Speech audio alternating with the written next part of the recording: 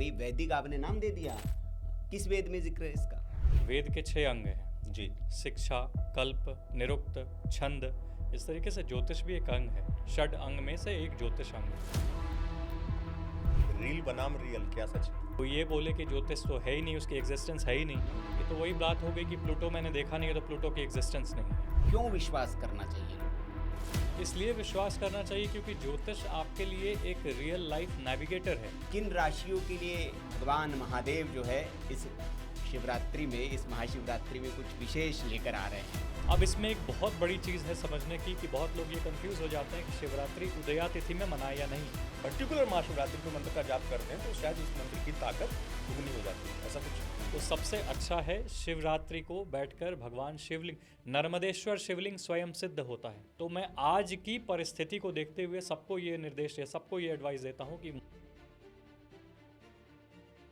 नमः शिवाय करना चाहिए आम लोगों को, गृहस्थों को। ओम नमः शिवाय उनको करना चाहिए जिनकी दीक्षा किसी गुरु से हुई है, जिनका उपनयन संस्कार हुआ है, जिन्हें गुरु दीक्षा मिला है, उन्हें ओम का अधिकार मिला है कि आप ओम जप सकते हैं जी। सबके लिए ये नहीं है। तो भक्ति जहाँ आ गई वहाँ हर कुछ जो आप करते हैं वो स्वयं सिद्ध हो जाता है, उसको किसी चीज़ के कोई दोष नहीं लगता। गलत मंत्र पढ़ने वाले भी सिद्ध बने हैं। भैरव बाबा की उपासना पूजा करने की बहुत सलाह देते हैं कि इंस्टेंट देने वाले देवता है और उनकी पूजा आप करिए। ये सब उग्र देवता है। मैं जनरली सब लोगों को भैरव देवता की उपासना नहीं बोलता हूँ। भैरव देवता में भी भैरव के बहुत अलग अलग स्वरूप हैं। हर दिन आपको ये लगेगा कि मुझे अब ये परित्याग करके यहाँ से भागना ही होगा। कभी बुरे स्वप्न आएंगे, कभी कुछ ऐसी दृष्टि आएगी जो सिर्फ आपको ही आ रही है, कोई और किसी को नहीं आएगी। इन सभी दृष्टि और इन सभी चीज़ों से आपकी साधना टूटे नहीं, इसलिए साधकों को ये बताया जाता था कि आप भैरव भगवान की शरणागति लें। ये बहुत क्विक इन रिस्पॉन्स है और इनको अगर भक्ति श्रद्धा से आपने पूजा कर ली तो मुझे नहीं लगता है कि इसके बाद आपको 50 तरीके की और कोई टोटके या पूजा करने की जरूरत पड़ेगी। जो बुधादित्य योग बना रहा है, सूर्य का कुंभ राशि में जाना, क्या इस तरह की ट्रांजिट परिवर्तन लाते हैं? जब ये बुधादित्य योग वृषभ लगन वालों की कुंडली में बने या धनु लगन की कुंडली में बने तो वृषभ लगन में चतुर्थ के स्वामी सूर्य होते हैं जी। और पंचम के स्वामी बुध होते हैं। इन दोनों की कंजंक्शन अगर केंद्र में हो जाए और कोई भी मेलेफिक एस्पेक्ट नहीं हो, कोई भी पाप ग्रह की दृष्टि ना हो, कोई शुभ ग्रह की दृष्टि हो जाए, सपोज बृहस्पति ने देख लिया है तो क्या कुछ नया देखे हम हिंदू नववर्ष में? देखिए अब जो नया संवत्सर आ रहा है जी। 2083 जी। रौद्र संवत्सर इसका नाम है। ऐसे तो अलग पंचांग में अलग अलग नाम दिया गया है। जी। जनरली कुछ चीज़ें नेगेटिव भी है, कुछ चीज़ें पॉजिटिव भी है। जी। जैसे कि इस संवत्सर में क्या होगा कि क्या बड़ा बदलाव देश में दिखने के संकेत आप देख पा रहे हैं अपनी गणना से? और ये बदलाव अगर होगा तो किस तौर पे होगा और उसके पीछे कौन से ग्रह होंगे? बहुत एक एग्रेसिव फॉर्म में हमारे यहाँ धर्म की स्थापना होनी शुरू हो जाएगी।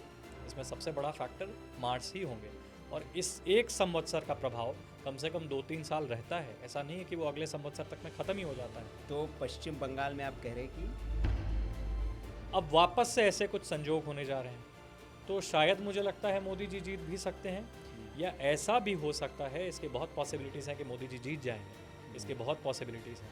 या ऐसा भी हो सकता है कि शायद अराजकता फैले, दोनों को मेजॉरिटी ना मिल पाए, ऐसी भी संभावनाएं हैं और थोड़ी अराजकता फैले। क्योंकि मंगल की बात हो रही कि वर्ल्ड वॉर भी प्रिडिक्ट कर रहे हैं। No justice, no peace.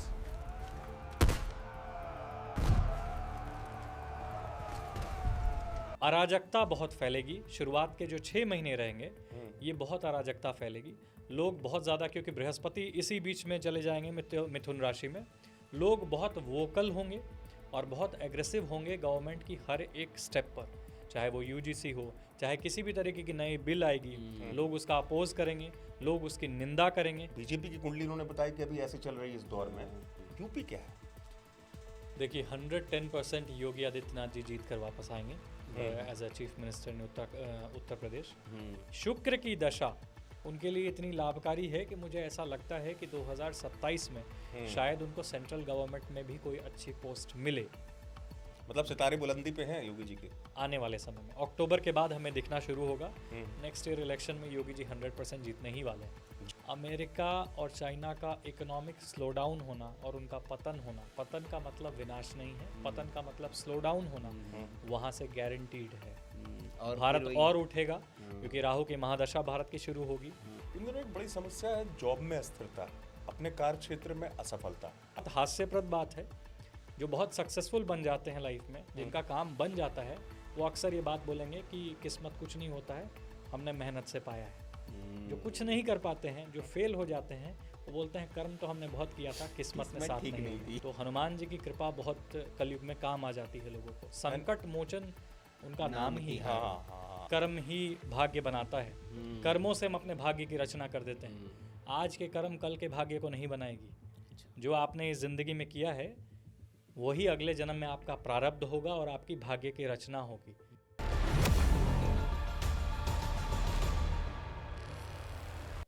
नमस्कार।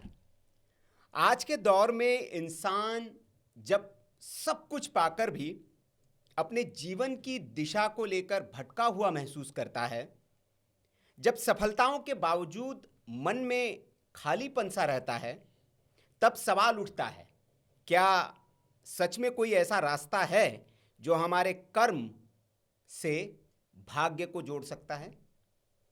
आज हमारे साथ ऐसे ही एक व्यक्ति है जो पिछले कई वर्षों से वैदिक ज्योतिष को सिर्फ भविष्य बताने का माध्यम नहीं, बल्कि जीवन को समझने की कुंजी मानते हैं।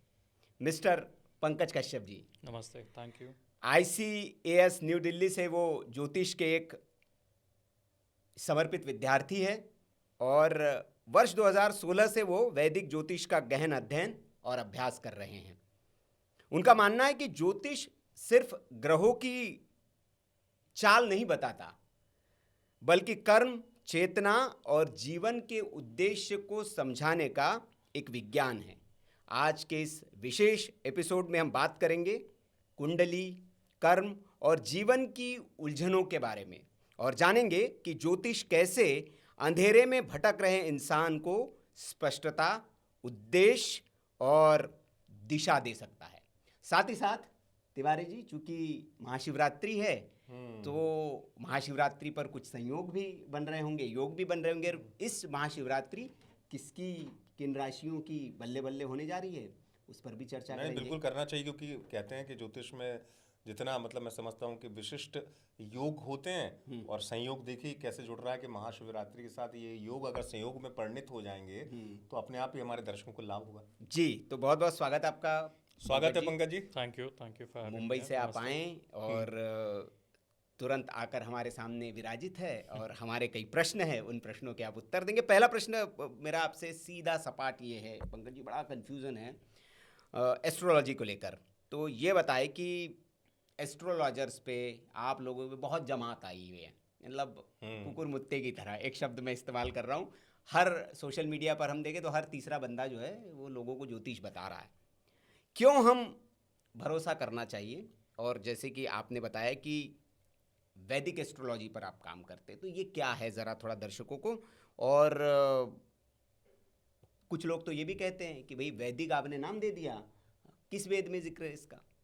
तो ये 2-3 सवाल है, बता दीजिए ज़रा। और मैं इसी में जोड़ता हूँ मेरा सवाल, एक तरफ रील वाली ज्योतिष और एक तरफ रियल वाली। मैं आपको इसलिए कह रहा हूँ कि आपने इसका अध्ययन किया है। रील बनाम रियल, क्या सच है? देखिए, सबसे पहले तो इस बात को हमें स्वीकारना चाहिए कि ज्योतिष वेद का एक अंग है। वेद के 6 अंग हैं जी। शिक्षा, कल्प, निरुक्त, छंद, इस तरीके से ज्योतिष भी एक अंग है। षड अंग में से एक ज्योतिष अंग है। वेद में एक अथर्व वेद है जिसमें बहुत सारे तंत्र के उपचार बताए गए हैं, पूजा के उपचार, कर्मकांड के बारे में बात की गई हैं। उसी प्रकार अच्छे मुहूर्त की चर्चा की गई है। किस मुहूर्त में किस तरह की कामना सिद्धि के लिए क्या प्रयोग करना चाहिए, इसके बारे में भी वर्णन है। इन्हीं मुहूर्तों के कैलकुलेशंस को लेते हुए आगे ज्योतिष में बहुत जगह कुछ उपचार बनाए गए हैं। तो ये वेद का अंग है, तभी तो ये ज्योतिष में आया। अब इसे कोई माने या ना माने, कोई इसे डिनाई कर दे, कोई ये बोले कि ज्योतिष तो है ही नहीं, उसकी एग्जिस्टेंस है ही नहीं, ये तो वही बात हो गई कि प्लूटो मैंने देखा नहीं है तो प्लूटो की एग्जिस्टेंस नहीं है। बट ऐसा होता नहीं है, ज्योतिष है। ज्योतिष की एग्जिस्टेंस आपके मानने या ना मानने से नहीं है, ये एक वेद का अंग है और इसकी डोमिनेंस लगभग इस पृथ्वी पर हर एक जीव पे होती है। जी, तो जैसा एक और प्रश्न था कि भाई ज्योतिष पर बड़ा भ्रम है, क्यों विश्वास करना चाहिए लोगों को? इसलिए विश्वास करना चाहिए क्योंकि ज्योतिष आपके लिए एक रियल लाइफ नेविगेटर है। ज्योतिष आपके भाग्य को बदलने की क्षमता नहीं रखता है, ये बहुत लोग भूल जाते हैं और ये मान लेते हैं कि ज्योतिष जो मेरी ज़िंदगी में आएगा, मैं ज्योतिष के पास जा रहा हूँ तो ज्योतिष 3 मिनट में कोई चमत्कार बता के मेरी किस्मत पलट देगा। रियलिटी ये नहीं है। रियलिटी ये है कि ज्योतिष आपको इसलिए मानना चाहिए क्योंकि ज्योतिष आपको सही गाइडेंस दे सकता है, कब किस सही पाथ को चूज करें, आपकी स्किल्स क्या है। सपोज आपने बहुत मेहनत करके आप डॉक्टर तो बन गए, बट आपके पास वो स्किल्स ही नहीं है कि आप बहुत बढ़िया उसमें कुछ कर पाएँ। तो गवर्नमेंट जॉब में बहुत ऐसे लोग होंगे, आई एम श्योर ऐसे हैं, आप भी जानते हैं, जो शायद इतने नॉलेजेबल नहीं है जितना नॉलेज उनको होना चाहिए था। वो मेहनत से किसी तरीके से भगवती की कृपा हुई, वो वहाँ तक तो पहुँच गए, बट वो अपने स्किल्स को वहाँ यूज़ नहीं कर पा रहे हैं। तो ज्योतिष का एक्चुअल जो काम है वो है आपकी लाइफ को नेविगेट करना इन द राइट डायरेक्शन, कि this is what you should opt for, ये आपके लिए उचित डायरेक्शन है और इसी डायरेक्शन के प्रति आप आगे बढ़ें। मतलब इसको संक्षेप में अगर मैं समझूं तो ये समझ जाऊं कि दर्शक भी उससे जुड़ेंगे।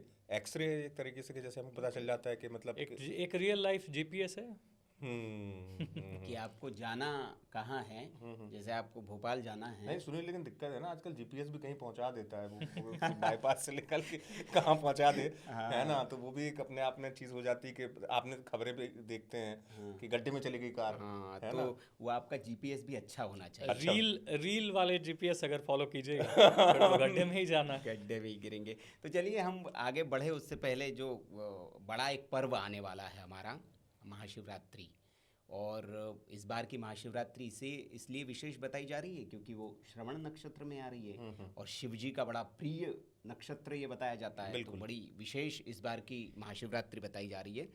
तो ये जो शिवरात्रि है, किन राशियों के लिए भगवान महादेव जो है इस शिवरात्रि में, इस महाशिवरात्रि में कुछ विशेष लेकर आ रहे हैं, क्या आप देख पा रहे हैं? और सुनील के सवाल से जुड़ा हुआ मेरा कि इन्होंने कहा श्रवण नक्षत्र, तो शायद जितना मैंने अध्ययन किया था कि बहुत वर्षों बाद, बड़े अवधि के बाद ऐसा योग बन रहा है कि श्रवण नक्षत्र में शिवरात्रि, सच है क्या?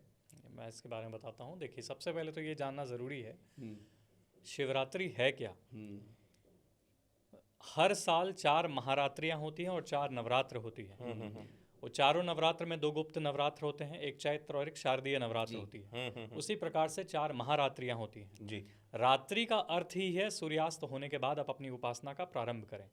रात्र में कुछ दैवीय शक्ति पृथ्वी पर रहती है जो आपको किसी भी तरीके की प्रयोग को सिद्ध करती हैं, आपको सिद्धि प्रदान करती हैं। तो इन 4 महारात्रियों में से एक शिवरात्रि होती है, जैसे महाशिवरात्रि कहते हैं। जी जी। तो रात्रि पूजन होती है। जनरली शिवरात्रि का जो एक्चुअल मान दिन है वो है चतुर्दशी तिथि को। तो शिवरात्रि जो है वो इस बार 15 फरवरी को लग रही है। 15 फरवरी को शाम को 5:15 पर महाशिवरात्रि लगेगी। संध्या में 7:50 के आसपास में श्रवण नक्षत्र में जब चंद्रमा चले जाएंगे तब एक्चुअल शिवरात्रि का मुहूर्त होगा पूजा पाठ करने का। जो तंत्र के उपासक हैं वो लोग मध्य रात्रि में भी पूजा करते हैं। 10 बजे के बाद वो लोग बैठेंगे और अपनी किसी भी कामना, किसी भी प्रयोग की सिद्धि के लिए उपासना करते हैं। अब इसमें एक बहुत बड़ी चीज़ है समझने की कि बहुत लोग ये कंफ्यूज हो जाते हैं कि शिवरात्रि उदया तिथि में मनाए या नहीं। तो अगले दिन भी लोग शिवरात्रि मनाएंगे क्योंकि नेक्स्ट डे चतुर्दशी पड़ेगी। बट रियलिटी क्या है, चतुर्दशी की पूजा, ये शिवरात्रि की पूजा स्पेशली रात को ही होती है जी। और रात में ही करने वाली पूजा, रात में ही चतुर्दशी लगे, वो सिर्फ 15 फरवरी को ही होने वाली है। अब बात करेंगे सबसे पहले तो भगवान शिव के प्रिय नक्षत्र के बारे में। तो प्रिय तो नहीं कह सकते हैं, लेकिन भगवान शिव का थोड़ा एक रिलेटेड नक्षत्र जो है, थोड़ा उनसे करीब जो है नक्षत्र, वो आर्द्रा नक्षत्र है क्योंकि उसके दीति, उसके जो स्वामी हैं वो रुद्र हैं, रुद्रदेव हैं, इसीलिए वो भगवान शिव से थोड़ा रिलेट करते हैं। श्रवण नक्षत्र का डायरेक्ट कोई रिलेशन नहीं है। श्रवण नक्षत्र के जो स्वामी हैं वो भगवान विष्णु के अवतार वामन देव हैं। लेकिन क्योंकि श्रावण मास में जो इतनी महादेव की उपासना, पूजा पाठ होती है, इसी वजह से इसको लोगों ने रिलेट कर दिया है कि श्रावण नक्षत्र में ही शिवरात्रि आएगी तो सब तरह की उपलब्धि लोगों को प्राप्त होगी। जबकि ऐसा नहीं है। 2024 में भी श्रवण नक्षत्र में आई थी, 2023 में भी श्रवण नक्षत्र में महाशिवरात्रि आई थी। तो श्रवणा या धनिष्ठ नक्षत्र में हमेशा ये शिवरात्रि आते ही रहती है। ये कोई बहुत नई फैक्टर नहीं है। तो ये नया फैक्टर मतलब बता दिया गया बता ज्योतिषियों दिया। ने ही बताया वही कि बात भैया ये तो- विशेष है कुछ। नहीं अच्छा है पंकज जी, कम से कम इसलिए उनकी राय जो है जी। वो क्लियर कर रही है, चीजों को स्पष्ट कर रही है। हाँ। यही तो होता है ना एक चमक वाली ज्योतिष जिसमें कि अरे दुर्लभ योग दुर्लभ हाँ। संयोग, तो वो दुर्लभ योग दुर्लभ संयोग से अच्छे कि आसान तौर पर हम समझ रहे हैं। लेकिन महाशिवरात्रि तो अपने आप में विशिष्ट होती है, तो राशि अनुसार या विशेष मंत्र जो कि हमारे दर्शकों को लाभ दे, क्योंकि कहते हैं, जैसा मैंने भी सुना है कई संतों से, आध्यात्मिक लोगों से, कि महाशिवरात्रि पर अगर आप पर्टिकुलर महाशिवरात्रि पर मंत्र का जाप करते हैं तो शायद उस मंत्र की ताकत दुगनी हो जाती है, ऐसा कुछ।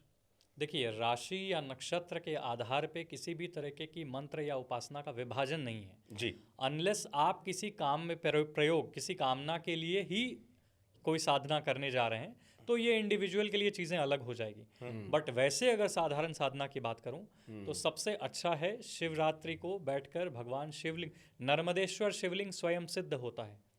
मैं हर किसी को रेकमेंड करता हूं कि ज्योतिष में सबसे अच्छी रेमेडी है कि अगर आप पवित्र अवस्था में घर पे बैठकर एक नर्मदेश्वर शिवलिंग को रखें। छोटे नर्मदेश्वर शिवलिंग का साइज इतना होना चाहिए, इससे ज़्यादा बड़ा ना हो। ये 4 अंगुल के समान एक शिवलिंग को रखकर उसकी भक्ति श्रद्धा से पूजा करें। पंचामृत स्नान कराएं, गंगा जल स्नान कराएं, गन्ने के रस से उसको अभिषेक करें। अच्छे से करने के बाद भगवान शिव को काजू का भोग लगाएं, क्योंकि महादेव के लिए काजू बहुत प्रिय है। अच्छा। काजू का भोग लगाएं और भोग लगाने के बाद अपनी इच्छा और अपने भाव को सामने रखते हुए महादेव के सामने आप या तो शिवाष्टकम का पाठ करें जी, या रुद्राष्टकम का पाठ करें या शिव अमोघ कवच का पाठ करें। अगर आप संस्कृत में बहुत अच्छे से पाठ कर सकते हैं तो शिव अमोघ कवच is a very powerful thing, आप उसका पाठ करें। और अगर आप मंत्रों में बिलीव करते हैं जी, तो मैं आज की परिस्थिति को देखते हुए सबको ये निर्देश सबको ये एडवाइस देता हूँ कि महामृत्युंजय मंत्र का ज़रूर पारण करें, ज़रूर जाप करें, क्योंकि महामृत्युंजय मंत्र जो है महामंत्र है जी। और ये सिर्फ आपके शरीर को निरोग बनाने के लिए नहीं है। ये तो एक बोलने की बात हो गई कि बीमार चल रहे हो तो महामृत्युंजय जप लो, बट किसी कारण से उसे महामंत्र बताया गया है, उसके बहुत बेनिफिट हैं। अगर भक्ति श्रद्धा से सही उच्चारण से कोई इस मंत्र को अगर पढ़े, ओम त्रयंबकम यजामहे सुगंधिम पुष्टिवर्धनम उर्वारुकमिव बंधनान मृत्युर्मोक्षयमामृतात्, अगर इसको संकल्प लेकर कोई पाठ करे, इसका बहुत प्रभाव है, आपके शरीर पर भी है, आपके घर में भी है। जहाँ तक इस मंत्र की तरंग जाएगी, मंत्रों में बहुत नाद होती है, बहुत शक्ति होती है। अब मंत्र के उच्चारण अगर आप सही कर रहे हैं और सही आपकी इंटेंशन सही है, आपका संकल्प सही है, आप पवित्र अवस्था में बैठे हुए हैं, हर तरीके की चीज़ों को नियम कानून से फॉलो करते हुए अगर आप मंत्र की उपासना कर रहे हैं तो इसका प्रभाव बहुत ट्रांसफॉर्मेशनल होता है, बहुत पॉजिटिव होता है। ना कि किसी व्यक्ति विशेष के लिए, बट कि जहाँ आप बैठ के इसका पाठ कर रहे हैं वो घर पवित्र होता है जहाँ वो मंत्र के जाप हो रहे हैं।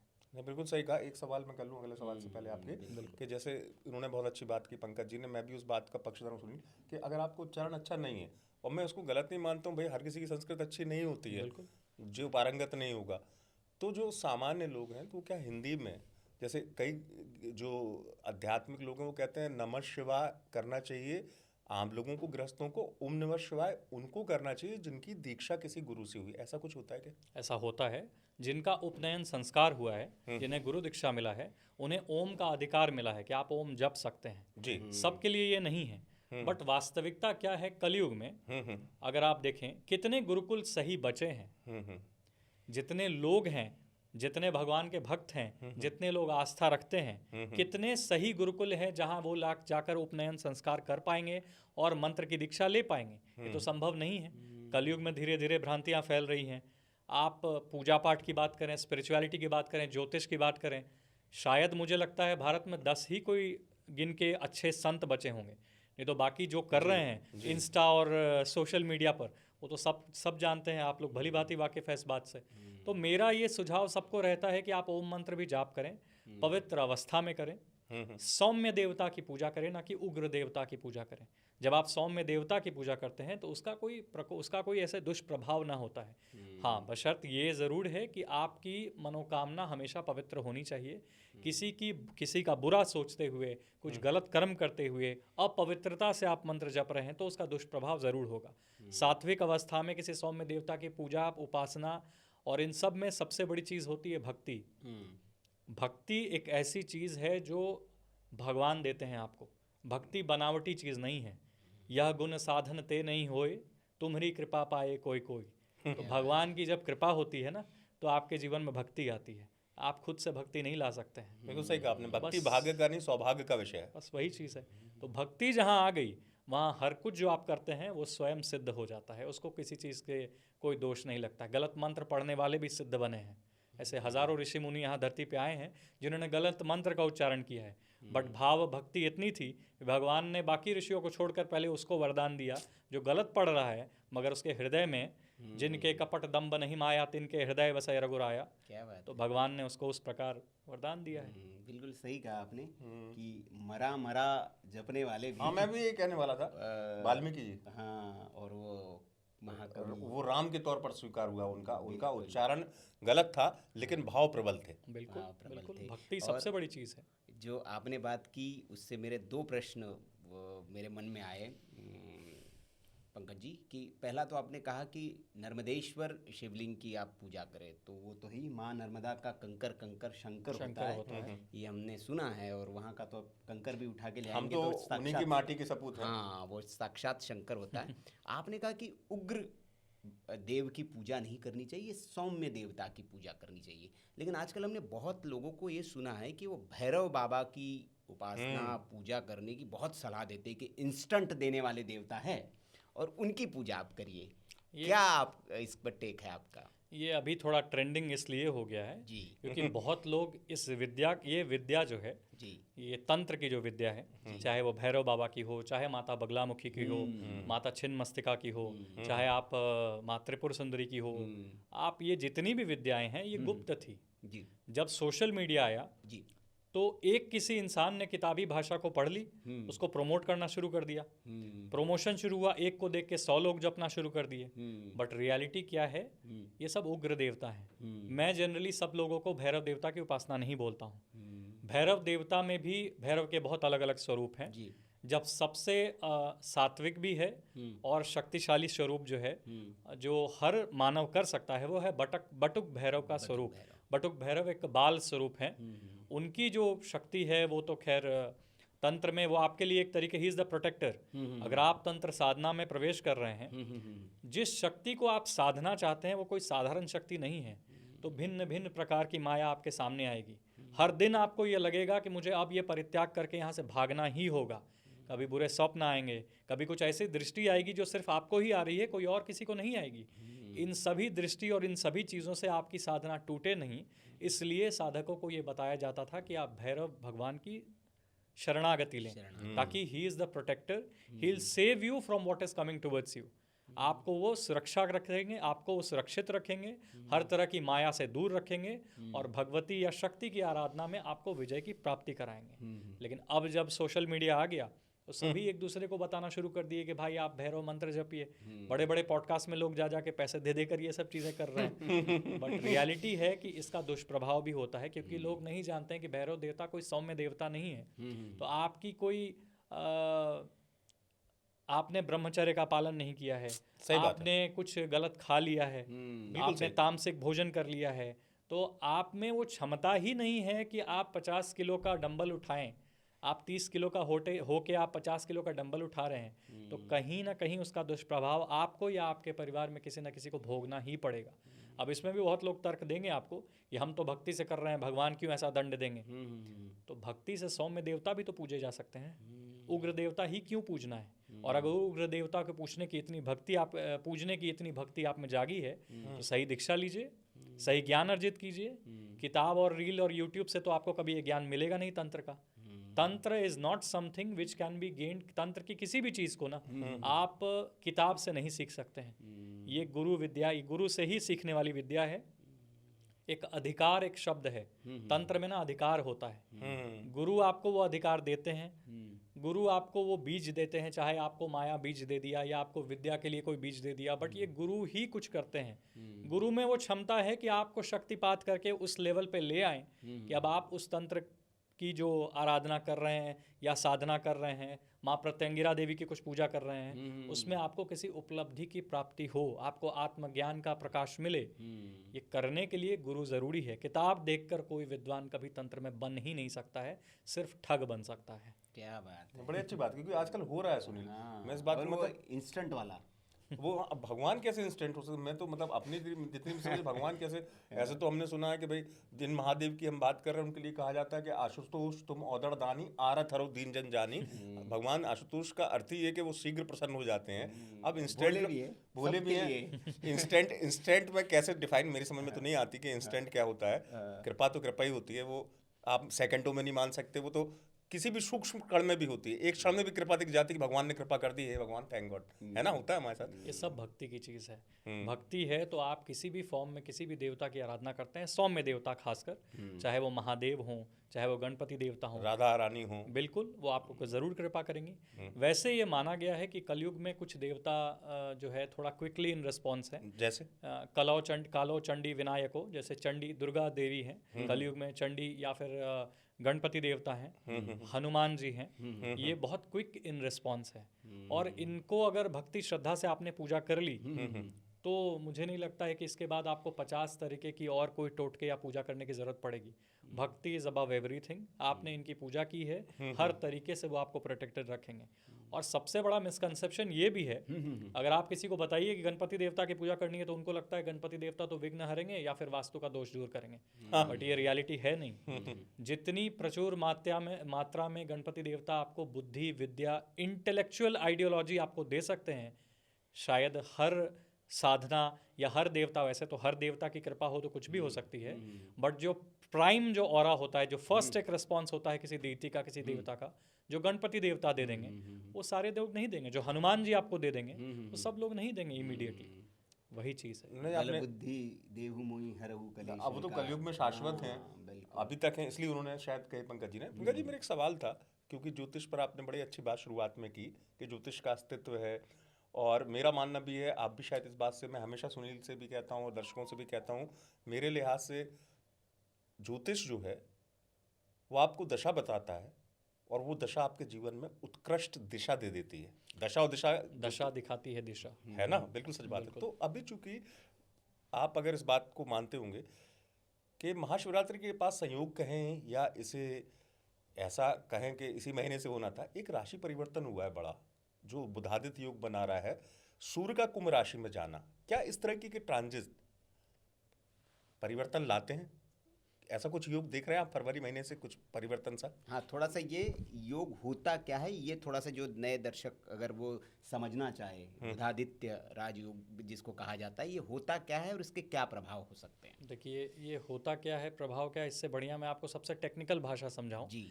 तो आप लोग सबको ये क्लियर हो जाएगा। बुध जो है इनर ऑर्बिटल प्लैनेट है, नवग्रहों में सूर्य के बाद बुध ही आते हैं। तो बुध की कभी भी डिग्रिकली जो डिस्टेंस है 28 डिग्री से ज़्यादा नहीं होती है सूर्य से जी, वो उतने दूर में ही घूमते हैं जी। साल भर में कम से कम 5 से 6 बार, कम से कम इस साल तो 5 बार मुझे लगता है बुधादित्य योग बनेगा। मर्क्यूरी और सन का जो कंजंक्शन है वो होने वाला है, वृषभ में भी होगा, कर्क में भी होगा, तुला राशि में भी हो जाएंगे, मीन में भी हो जाएंगे, अलग अलग राशियों में होने वाले हैं। हर राशि में जाके ये कंजंक्शन तो हो ही जाएगा। तो इसका कोई ऐसा व्यक्ति विशेष पे प्रभाव नहीं होगा, क्योंकि ये 10 में से शायद 8 लोगों के कुंडलियों में बुधादित्य योग बनता है। इसका कोई ऐसा प्रभाव नहीं होगा। बट रियलिटी क्या है, जब ये बुधादित्य योग वृषभ लगन वालों की कुंडली में बने या धनु लगन की कुंडली में बने, तो वृषभ लगन में चतुर्थ के स्वामी सूर्य होते हैं जी। और पंचम के स्वामी बुध होते हैं। इन दोनों की कंजंक्शन अगर केंद्र में हो जाए और कोई भी मेलेफिक एस्पेक्ट नहीं हो, कोई भी पाप ग्रह की दृष्टि ना हो, कोई शुभ ग्रह की दृष्टि हो जाए, सपोज बृहस्पति ने देख लिया है, तो ये बहुत बड़ा एक राज महाभाग योग एक तरीके से बन सकता है वृषभ लगन के लिए। और अगर धनु लगन की बात करें तो उनके 9th लॉर्ड और 10th लॉर्ड दोनों केंद्र में अगर एक साथ बैठ जाएं और सेम जैसा मैंने बताया कि कोई अच्छे बेनिफिक प्लैनेट की एस्पेक्ट हो जाए, तो ये धर्म कर्म आधिपति राजयोग जैसी कुछ संभावनाएं बन जाती हैं और वैसे ही प्रभाव मिलती है। तो ये एक पावरफुल योग सिर्फ 2 लगन के जातकों के लिए, सबके लिए नहीं है। धनु और धनु और वृषभ लगन के लिए। लेकिन लगन राशि नहीं। नहीं, लगन की मैं बात कर रहा हूँ, राशि नहीं। और इसमें भी इनकी प्लेसमेंट्स केंद्र में होनी चाहिए और दोनों बहुत पॉजिटिवली बैठे होने चाहिए। सिर्फ बैठना कोई काम नहीं करेगा, क्योंकि वैसे तो भारत में अगर देखा जाए 70% लोगों के भाग में ये बुद्धादित्य योग है। 70 से ज़्यादा ही होंगे। कंडीशनल है उसमें, हाँ, कुछ शर्तें हैं। तो चलिए अब आगे बढ़ते। चैत्र नवरात्रि भी आने वाली है और उसी दिन हमारे जो हिंदुओं का नववर्ष जिसको हम कहते बिल्कुल हैं, सही, बिल्कुल। वो उसका आरंभ होता है। तो नए वर्ष में क्या कुछ, क्योंकि हम अब नया वर्ष तो हमारा ही है, जैसे सबने तो प्रेडिक्शन कर लिया कि भाई 2026 हमारा तो नया वर्ष अब आने वाला है, तो क्या कुछ नया देखें हम हिंदू नववर्ष में? देखिए, अब जो नया संवत्सर आ रहा है जी 2083 जी रौद्र संवत्सर इसका नाम है। ऐसे तो अलग पंचांग में अलग अलग नाम दिया गया है। जी जनरली कुछ चीज़ें नेगेटिव भी है, कुछ चीज़ें पॉजिटिव भी है। जी जैसे कि इस संवत्सर में क्या होगा कि बृहस्पति हमारे राजा हैं और मंगल मंत्री हैं। तो जब राजा ही गुरु बन जाएं तो सबसे पहली चीज़ होगी कि शिक्षा के क्षेत्र में बहुत बदलाव आएगा, एजुकेशन सेक्टर में बहुत बदलाव आएगा। अब चाहे आप उसको यूजीसी काउंट करें, जिस वजह से अभी बहुत विवाद हुआ, चाहे वो कुछ और काउंट करें, बट आने वाले साल में हम ये ज़रूर देखेंगे, आने वाले समय में ये जो नए हिंदू नववर्ष आएगा उस समय कि एजुकेशन सेक्टर में बहुत बदलाव हुआ है। कैंपस सिलेक्शन, विदेश की बहुत सारी कंपनीज इंडिया आएंगी इंडियन स्टूडेंट्स को बाहर ले जाने के लिए।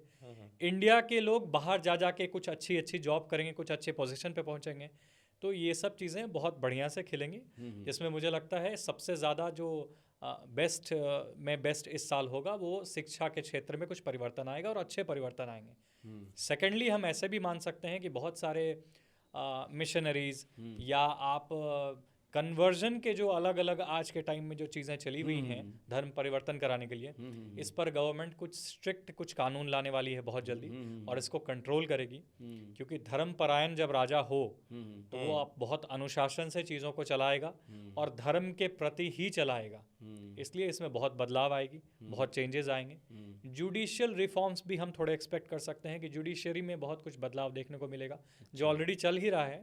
अब बृहस्पति जैसे ही कर्क राशि से सिंह राशि में प्रवेश करेंगे, इस बीच में हमें बहुत कुछ जुडिशियल स्ट्रेंथ देखने को समझ में आएगा। धीरे धीरे यहाँ से शुरुआत हो ही जाएगी।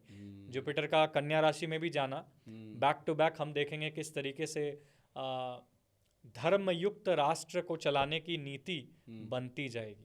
तो ये सारी चीज़ें देखने को मिलेंगी। जुडिशियल रिफॉर्म की आपने बात की और हमें वाकई हम कनेक्ट होते इस चीज़ से दिख रहे हैं तिवारी जी, क्योंकि नेशनल जुडिशियल कमीशन जो प्रधानमंत्री जी ने हमारे बनाया था और उसको बाद में फिर जो पिछले मुख्य न्यायाधीश थे उन्होंने उसको स्थगित कर दिया था, लेकिन अब जो नए न्यायाधीश आए हैं उन्होंने उस पिटीशन को एक्सेप्ट कर लिया है कि हाँ इसको सुना जाना चाहिए कि ये एनजेएसी जो था, तो हो सकता है कि नए जो मुख्य न्यायाधीश है उसको अप्रूवल दे दे और एनजेएसी लागू हो जाए। तो जुडिशियल रिफॉर्म सबसे बड़ा रिफॉर्म होगा वो इस देश का, क्योंकि अभी जो जुडिशरी में हैं वो एक सिस्टम चला आ रहा है जिसमें न्यायाधीशों की नियुक्ति होती है। तो प्रिडिक्शंस की बात चल ही रही तिवारी जी, तो इलेक्शंस पर भी हम नहीं बिल्कुल करेंगे और इसको मतलब एक आसान भाषा में जो चूंकि नव संवत्सर की बात हुई जी, तो अगर अप्रैल से देश में बड़ा बदलाव आना संकेत हो जाएगा। इसको ये कह सकता हूँ मैं। चैत्र शुक्ल पक्ष प्रतिपदा जो हिंदू नव वर्ष शुरू होता है, चैत्र नवरात्रि शक्ति की आराधना से हम अपने हिंदू नव वर्ष को प्रारंभ करते हैं। तो बस उस दिन से सारे तरीके के बदलाव दिखने शुरू हो जाएंगे।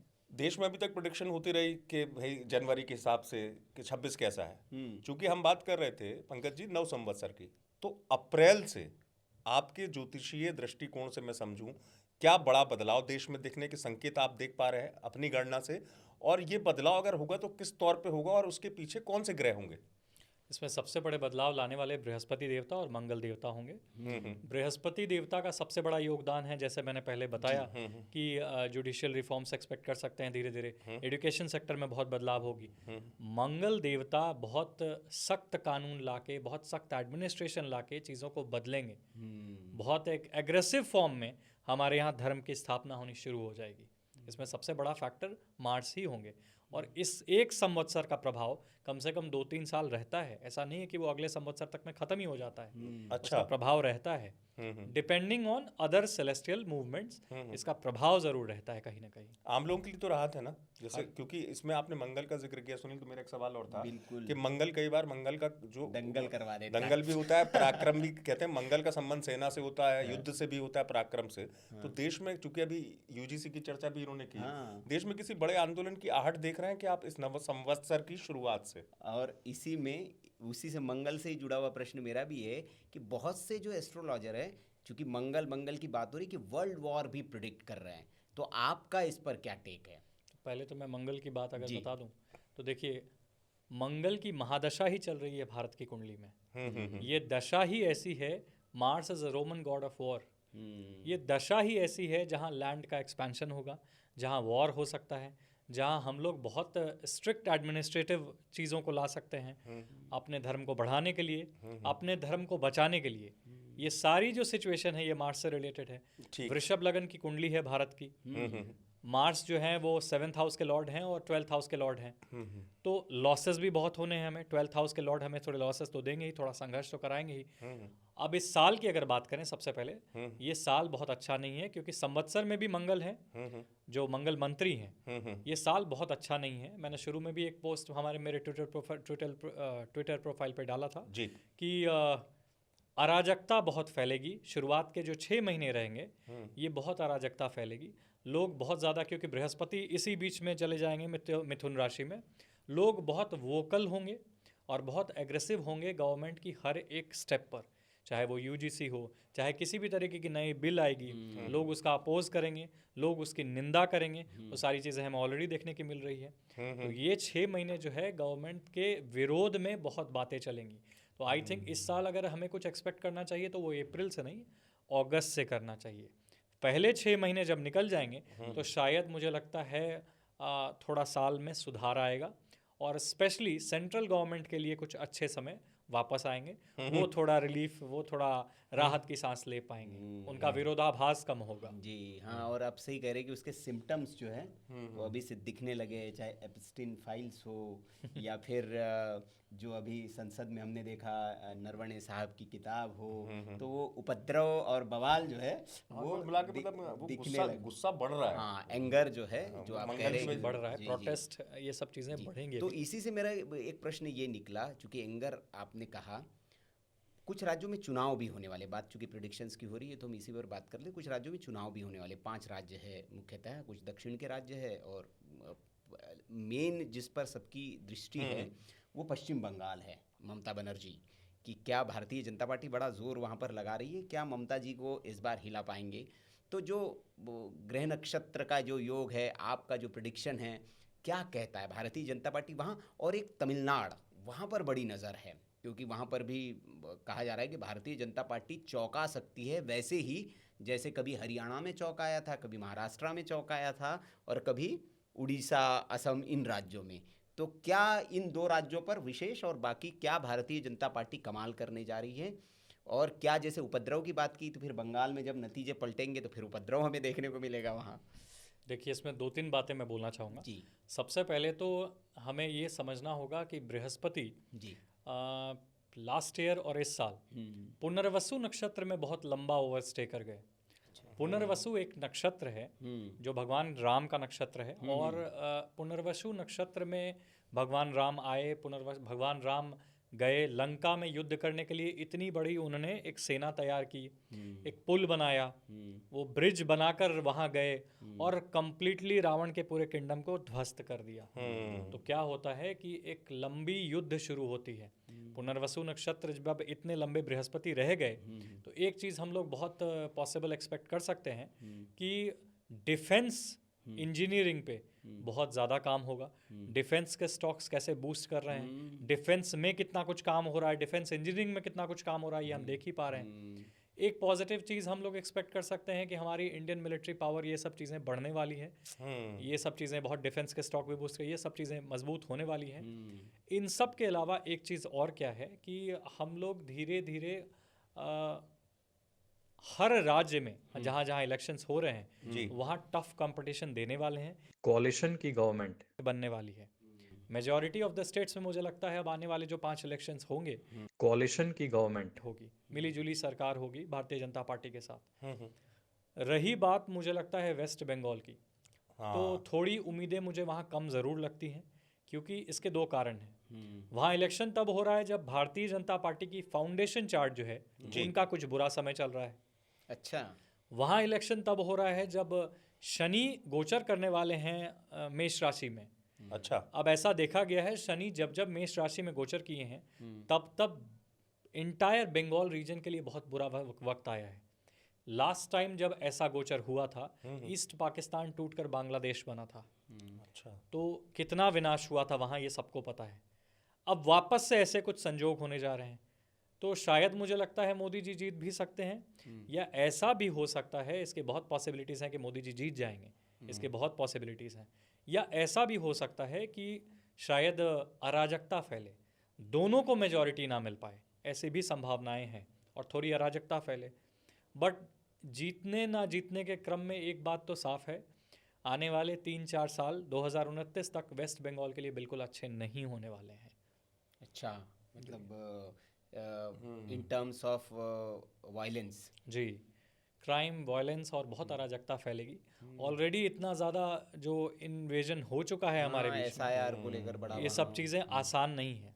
बट इन सब को लेते हुए मुझे एक पॉजिटिव एस्पेक्ट ये भी लगता है कि बीजेपी जीते या ना जीते, जीतने की संभावनाएं बहुत है, मैं बार बार दोहराता हूँ इस बात को, लेकिन ना भी जीते, एसआईआर के विरोध कितने भी कर ले वेस्ट बंगाल गवर्नमेंट या कोई भी ऐसे गवर्नमेंट, इसका कितना भी विरोध कर ले, आप बस अगस्त तक का वेट कीजिए और आप फिर देखिएगा एसआईआर कितने एग्रेसिव फॉर्म में होना शुरू होगा। अच्छा। ये एसआईआर रुकने वाली चीज़ नहीं है, इसको गवर्नमेंट बहुत अच्छे से आगे बढ़ाने वाली है। तो पश्चिम बंगाल में आप कह रहे हैं कि भाई मोदी जी आ भी सकते, नहीं भी आ सकते, आने की संभावनाएं ज़्यादा है, ज़्यादा संभावना है, और बाकी जगह कोलिशन की एक कोalition की गवर्नमेंट, इसमें तमिलनाडु की भी आप बात करें तो वहाँ भारतीय जनता पार्टी आने की बहुत संभावना है, कोalition आने की बहुत संभावना है। तो एक और चुनाव होने वाला है पंकज जी, वो भी पूछ ही लेते हैं, फिर आप अपने प्रश्न पे आइए। नहीं, वही मेरे मन में था जो आप पूछना चाह रहे हैं। बिल्कुल पूछिए। इस कामना के साथ हाँ। कि कोई भैया, मैं तो ये कामना करूंगा महादेव से, कोई जीते कोई हारे, जनता बस हमारी सुरक्षित रहे, है ना, सबसे बड़ी कामना ये प्रभु से है। तो इसी पे चूंकि 2027 में यूपी सीधे आता है, यूपी की, और सबका इंटरेस्ट यूपी में है, बिल्कुल, बाबा का कावा। तो यूपी में क्या है, क्योंकि यूपी में बड़ा, आप देख रहे हैं यूपी भी इन दिनों माहौल ऐसा चल रहा है कि जिसको लेकर गणित भी, क्योंकि यूपी में आपने बिल्कुल सही सवाल सुनील किया, यूपी क्योंकि वहाँ बीजेपी की कुंडली इन्होंने बताई कि अभी ऐसे चल रही है इस दौर में। अभी वहाँ पार्टी के अंदर भी ऐसा हुआ कि सपोज कि कुछ विधायक, बवाल भी चल रहा है, यूजीसी बवाल प्लस ब्राह्मण विधायकों की अलग मीटिंग, फिर विधायक मंत्री की लड़ाई आपस में। यूपी क्या है? देखिए 110% योगी आदित्यनाथ जी जीत कर वापस आएंगे as a chief minister in Uttar Pradesh. हो क्या रहा है, फिलहाल उनकी भी दशा बहुत अच्छी नहीं चल रही है, योगी जी की। शनि की महादशा में केतु की अंतरदशा चल रही है, जो बहुत अच्छा रिजल्ट उनको दे नहीं रही है। वो बहुत डिससेटिस्फाइड भी हैं। जितना वो एग्रेसिव फॉर्म में चीज़ों को कंट्रोल कर रहे हैं, जितना वहाँ शासन चला रहे हैं, जितनी चीज़ों को ठीक करना चाह रहे हैं, लोग में एकता उतनी खटती जा रही है, लोग उनके विरोध में खड़े होते जा रहे हैं। लेकिन इन सब के बावजूद भी मैं एक बात बोलूँगा कि इस साल अक्टूबर में ये केतु की दशा समाप्त होगी और शनि में शुक्र की दशा आएगी। योगी जी वापस लाइमलाइट में आने शुरू हो जाएंगे और 110% योगी जी ही उत्तर प्रदेश में जीत कर वापस आएंगे। शुक्र की दशा उनके लिए इतनी लाभकारी है कि मुझे ऐसा लगता है कि 2027 में शायद उनको सेंट्रल गवर्नमेंट में भी कोई अच्छी पोस्ट मिले। वो पोस्ट किस तौर पे हो सकती है? ये तो वक्त बताएगा, बट मुझे लगता है कुछ अच्छा पोस्ट मिल सकता है। मुझे लगा क्योंकि योगी जी का नाम जब भी आता है इन दिनों, अगर मैं ज्योतिष के एस्पेक्ट से देखूं तो मुझे लगता है, और मेरी जो भी थोड़ी बहुत अल्प विद्या है, मुझे लगता है उनको डिफेंस मिनिस्ट्री मिलनी चाहिए, क्योंकि जितना सही एडमिनिस्ट्रेटर वो हैं और जितने सही तरीके से वो कानून को ठीक रखते हैं, इम्प्लीमेंट कराते हैं, मुझे लगता है he will be best as the defence minister of India. तो केंद्रीय गृह मंत्री भी हो सकता है डिफेंस के अलावा, जो अग्रेशन वाला डिपार्टमेंट है, पुलिस हो सकते हैं। बट मुझे लगता है कुछ तो क्वालिटी है योगी जी में। नहीं तो उत्तर प्रदेश कोई छोटा राज्य नहीं है जिसको कंट्रोल किया जा सकता था जितना आज यूपी कंट्रोल है। सही बात। ये किसी के भी शासनकाल में इतना कंट्रोल नहीं हुआ था। और ना शायद हो पाता। मतलब सितारे बुलंदी पे हैं योगी जी के। आने वाले समय में अक्टूबर के बाद हमें दिखना शुरू होगा। नेक्स्ट ईयर इलेक्शन में योगी जी 100% जीतने ही वाले हैं। जी। चलिए, बहुत भारतीय जनता पार्टी के जो उत्तर प्रदेश से जुड़े लोग हैं वो राहत महसूस कर रहे होंगे कि फिर हम मतलब ऐसी कई भविष्यवाणियां इसी तरह की आ रही है। अब मैं थोड़ा सा ज्योतिष की, चूंकि हम बात कर रहे हैं पंकज जी, तो वो ज्योतिष में भी बड़ा अंतर्द्वंद है। मतलब अलग अलग विधाएं हैं ज्योतिष की। कोई नाड़ी ज्योतिष की बात करता है, कोई जैसे आप वैदिक ज्योतिष की बात करते हैं, कोई होरा ज्योतिष सिस्टम की बात करता है, कोई कहता है कि नहीं जी कुंडली ज्योतिष, मिथुन ज्योतिष और न जाने क्या क्या ताजिक ज्योतिष और तमाम तरह की लंबी चौड़ी लिस्ट है ज्योतिषों की। तो हमें जो है वो किस ज्योतिष पर आपको लगता है कि मूर्त ज्योतिष भी है उसमें, किस ज्योतिष पर हमें, आपको क्या लगता है, आप किसको फॉलो करते हैं एक तो और किसका ज़्यादा जो प्रिडिक्टिव जो ज़्यादा होता है, जिसकी प्रिडिक्शन मतलब कि हाँ ये प्रिडिक्टिव ज़्यादा है, किस दर्शकों की जानकारी के लिए किसको मानते हैं आप? देखिए, ज्योतिष में सबसे ज़्यादा ज़रूरी क्या है, टेक्निक से ज़्यादा ये समझा जाए कि प्रेडिक्टिव किसका अच्छा है। हाँ, ज्योतिष इज़ अ प्रेडिक्टिव टूल। तो रादर देन हम ये बात करें कि नाड़ी एस्ट्रोलॉजी अच्छी है और पराशरी फालतू है, या पराशरी अच्छी है और केपी फालतू है, हमें इस बात को स्वीकारना चाहिए कि किसी भी टेक्निक को यूज़ करते हुए अगर आप सही फलादेश दे पाते हैं वो ज्योतिष, वो टेक्निक अच्छी है सबसे पहले तो। दूसरी बात, मुझे लगता है किसी भी एडवांस चीज़ को जानने के पहले बेसिक ऑफ पराशरी, महर्षि पराशर जो थे उन्होंने जो बृहद पराशर होरा शास्त्र रखी है उसका ज्ञान होना बहुत ज़्यादा ज़रूरी है। उसके ज्ञान को लेने के बाद अगर आप फर्दर किसी भी तरीके की चीज़ पढ़ाई करते हैं, चाहे वो केपी कृष्णमूर्ति पद्धति हो गई, या फिर आप जैमिनी सूत्र पढ़ते हैं, या नाड़ी एस्ट्रोलॉजी प्रैक्टिस करते हैं, तो आपकी थोड़ी सर्टेनिटी ऑफ इवेंट जो प्रेडिक्शन जो है वो थोड़ी एक्यूरेट होने लगती है, एक्यूरेसी बढ़ जाती है। तो मैंने पराशरी ही पढ़ा था, पराशरी से ही शुरुआत हुई। मैं गुरु शिष्य परंपरा में फॉलो करते हुए मेरे गुरु ने मुझे बहुत चीज़ें सिखाई, चाहे वो मंत्र साधना हो, चाहे वो बहुत सारे औषधि हों, ज्योतिष के परिहार सूत्र हों, ये सब चीज़ें सिखाई। बाद में किन्हीं के गाइडेंस में मैं रहकर उनसे मैंने थोड़ी बहुत नाड़ी की भी चीज़ें सीखी। उसके बाद एक एस्ट्रोलॉजर हैं जो बहुत फेमस है, उनका नाम है एस्ट्रो शर्मिष्ठा। उनके गाइडेंस में रहते हुए मैंने कृष्णमूर्ति पर केपी पे बहुत सारी चीज़ें सीखी, जैमिनी सूत्र पे बहुत चीज़ें फिर बाद में किसी और से सीखी। इन सभी को मिलाकर मैं कुछ इन सब से निचोड़ कर जो बेस्ट आउटकम निकलता है वो निकालता हूँ, उसको फॉलो करता हूँ। मतलब सारी विद्याएं आपने विद्याओं का ज्ञान ले लिया है, विधाओं का, विद्या नहीं वो तो मतलब विधाएं, ज्योतिष की जो अलग अलग विधाएं हैं उनका सबका आपने ज्ञान लिया है। जिस तरीके से मैं आपके लिए उत्तम कुछ दे पाऊँ मैं उसको प्रयोग करता हूँ। चलिए, अच्छा, तो ये इसी पर हम एक शब्द हमने बहुत सुना है तिवारी जी, आप भी होंगे कि गुरु अतिचारी, ये क्या क्या होता है ये गुरु अतिचारी होना? मैंने ये सुना बहुत है मैंने। हाँ।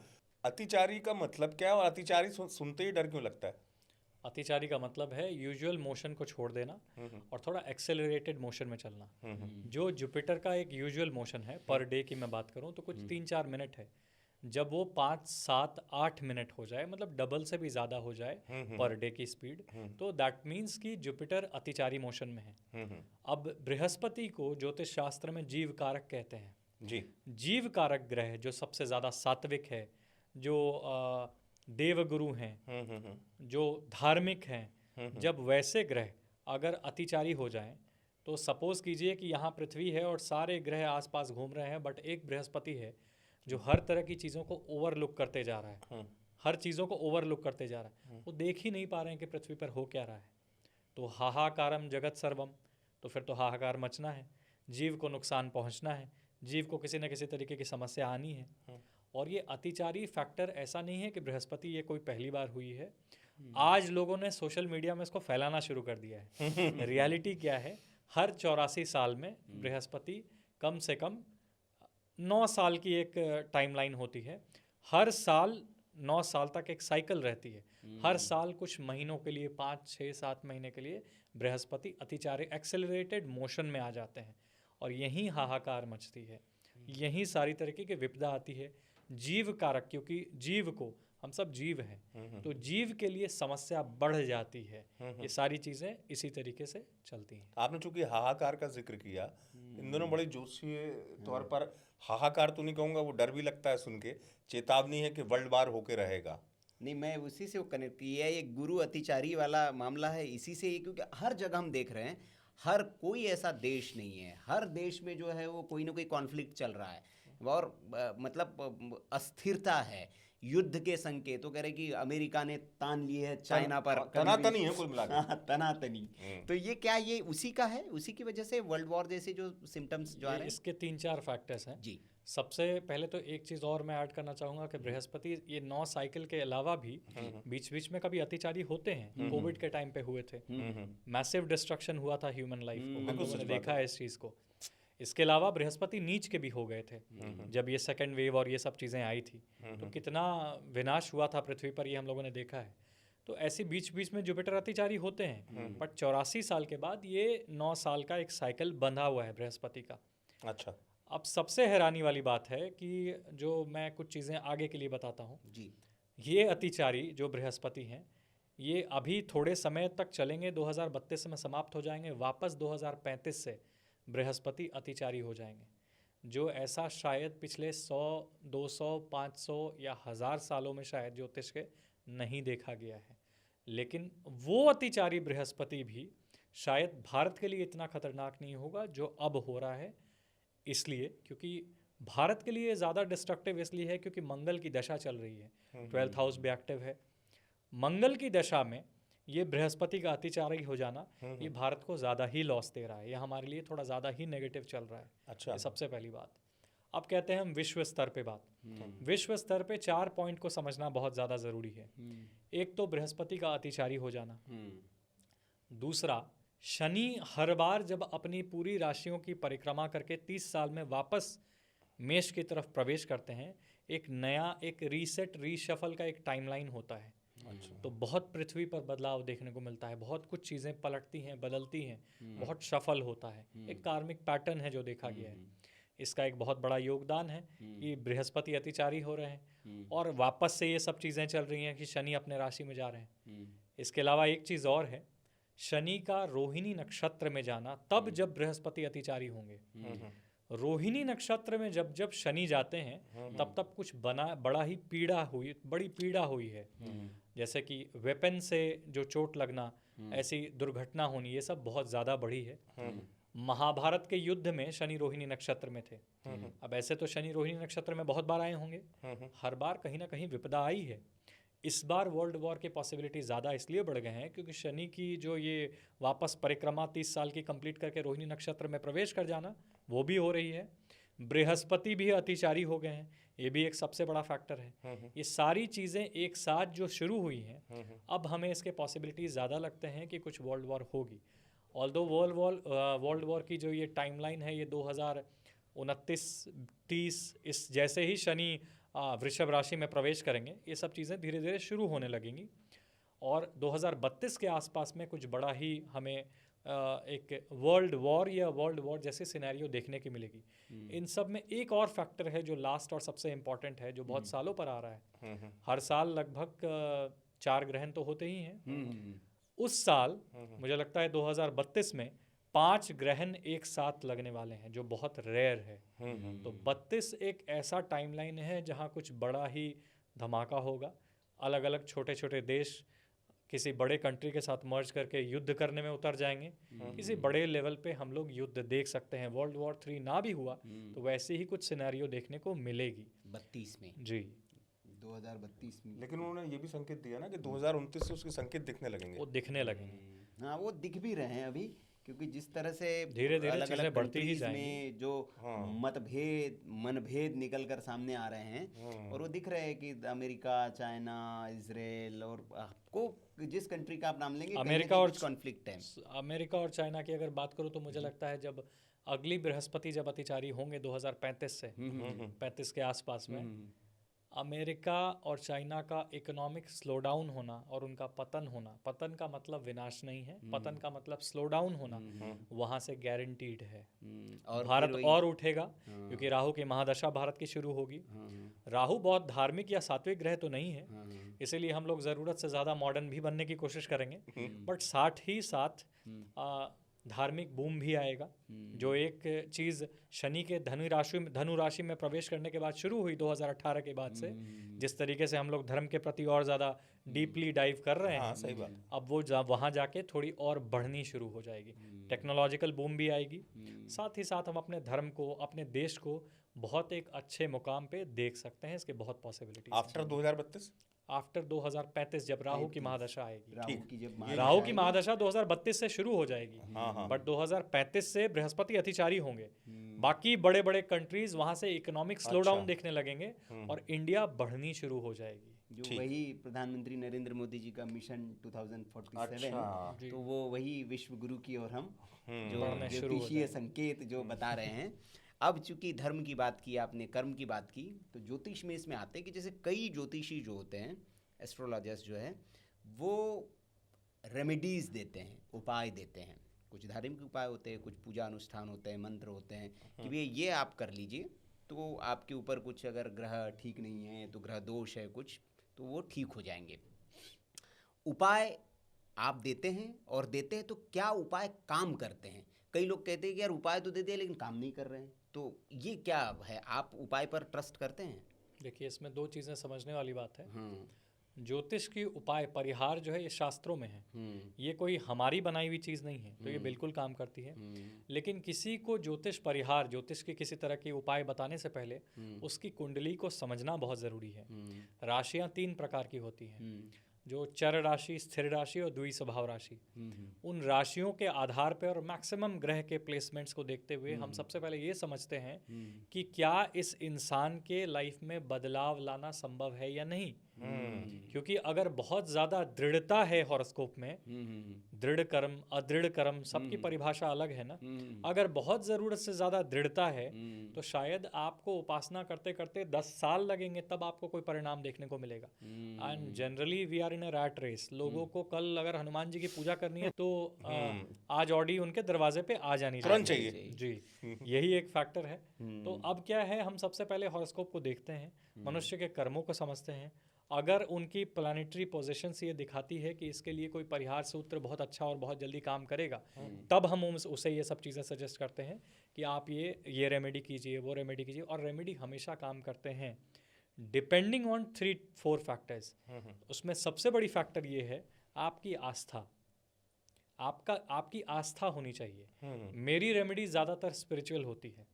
जैसे वो कोई नंबर लिख के पेपर पे आप रख हाँ, मैं लीजिए वही पॉकेट जानना में और चाह रहा किस्मत पलट जाए, ऐसी रेमेडीज आलू तो नहीं खिलवाते? नहीं, ऐसी रेमेडीज मैं ना मानता हूँ, ना मैं प्रमोट करता हूँ, ना मैं इसकी चर्चा करने भी कभी बैठता हूँ। मेरे हिसाब से सबसे ऊपर देवाधिनम जगत सर्वम मंत्राधिनम च देवता, ये जगत देवता चलाते हैं और देवता मंत्रों के अधीन होते हैं। भक्ति सही चाहिए।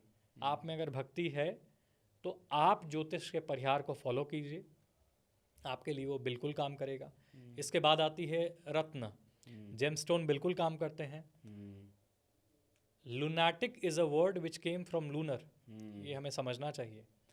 चंद्रमा जब समुद्र में ये टाइड्स लाती है तो 70% जो ह्यूमन बॉडी है 70% वाटर है, लिक्विड है, उस पर भी प्रभाव होता है। अमावस्या और पूर्णिमा की जो चीज़ें हैं ये सब, अगर आप ओशो की किताब पढ़ें या बहुत ऐसे लोग हैं उनकी किताब पढ़ें तो आपको बहुत चीज़ें समझने को मिलेगी कि इसका प्रभाव होता है। इसी प्रकार रत्न का भी प्रभाव होता है, एनर्जी लेवल होते हैं। बट रत्न रैंडमली आप खरीद कर कोई पहन लें और वो आपकी किस्मत पलट दे, ऐसा होता नहीं है। Gemstones are not meant to change your fate. अच्छा, जेमस्टोन आपके लिए एक लंप ऑफ सपोर्ट है।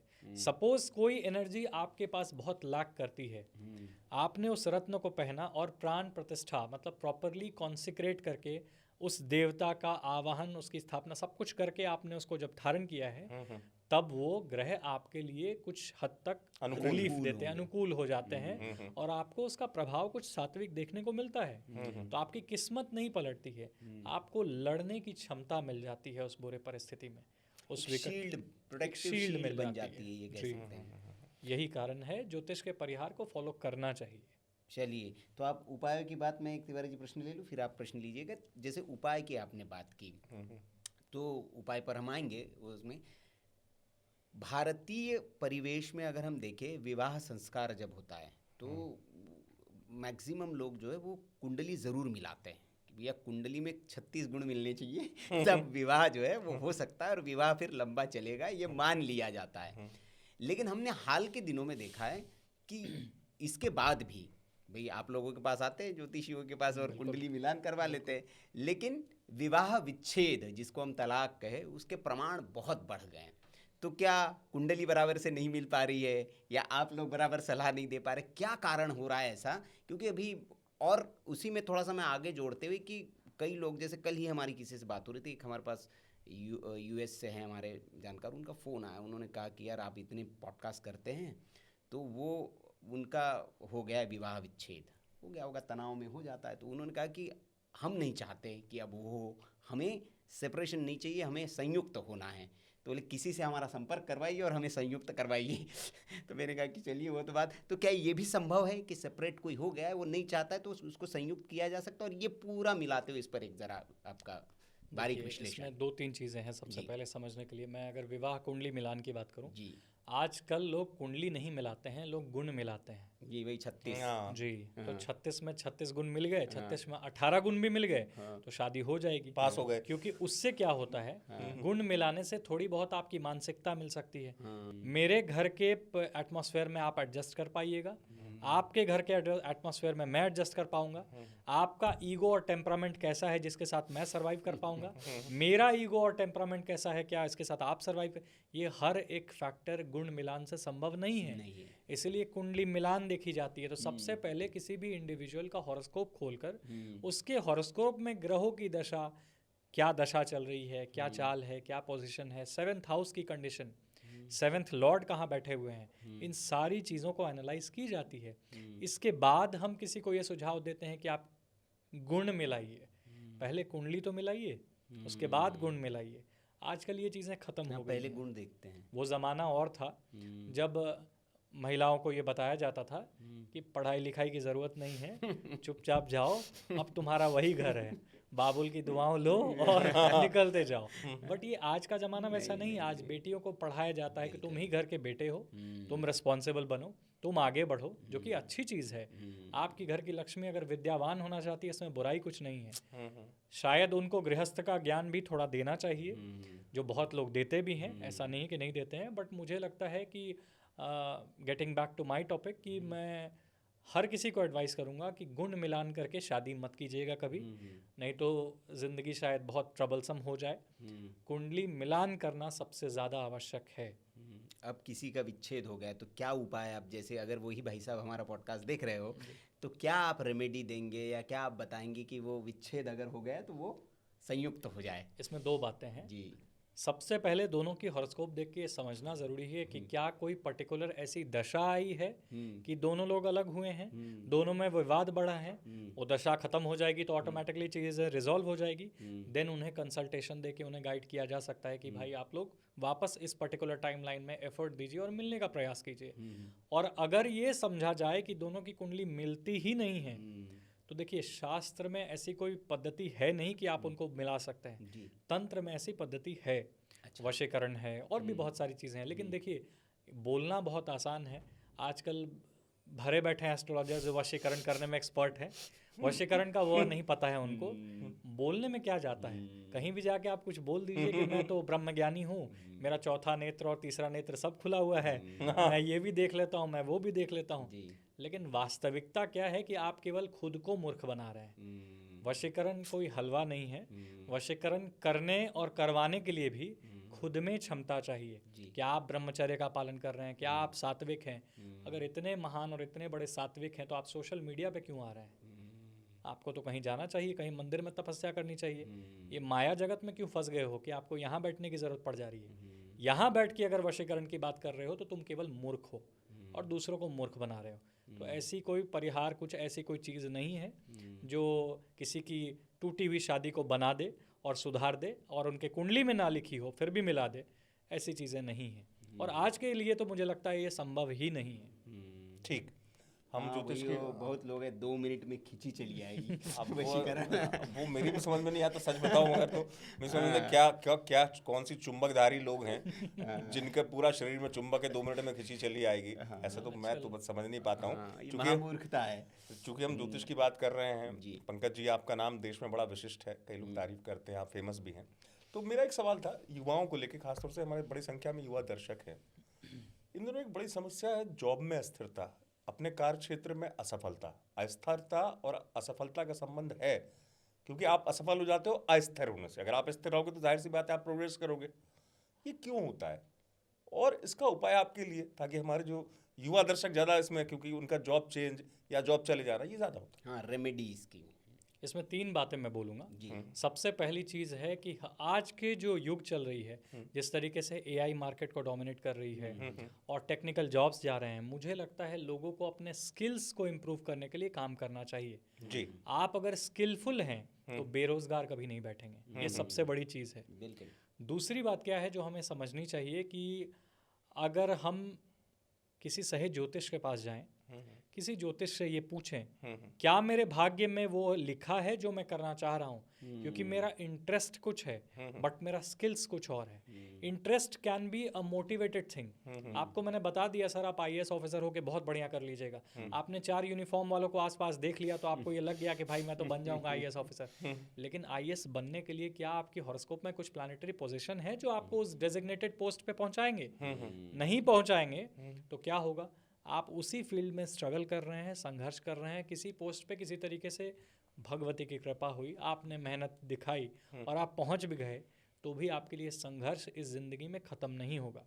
शायद एक ही बैच में निकले हुए 20 लोग 18 आगे बढ़ जाएंगे, वो 2 लोग वहीं रह जाते हैं, जो अक्सर देखने को मिलता है और वो ज़िंदगी भर ये कंप्लेन सही करते बात हैं। है, सही बात। और एक बहुत हास्यप्रद बात है, जो बहुत सक्सेसफुल बन जाते हैं लाइफ में, जिनका काम बन जाता है, वो अक्सर ये बात बोलेंगे कि किस्मत कुछ नहीं होता है, हमने मेहनत से पाया है। जो कुछ नहीं कर पाते हैं, जो फेल हो जाते हैं, वो बोलते हैं कर्म तो हमने बहुत किया था, किस्मत ने साथ ठीक नहीं नहीं दिया। थी। तो ये एक चीज़ है जो हम सबको समझना चाहिए। हाँ। ये सब चीज़ें हैं जिसको इसकी मानना वैसे चाहिए। रेमेडी कोई होती remedy? है, रेमेडी होती है, मतलब अगर जॉब बार बार जा रही हो। रेमेडी होती है, लेकिन ये रेमेडी कोई इंडिविजुअल नहीं है। हम्म। ये रेमेडी इंडिविजुअल है, ये यूनिवर्सल नहीं है। वो व्यक्ति सबके लिए बताया जा व्यक्ति की सके। कुंडली के साथ निर्भर जी। करेगा।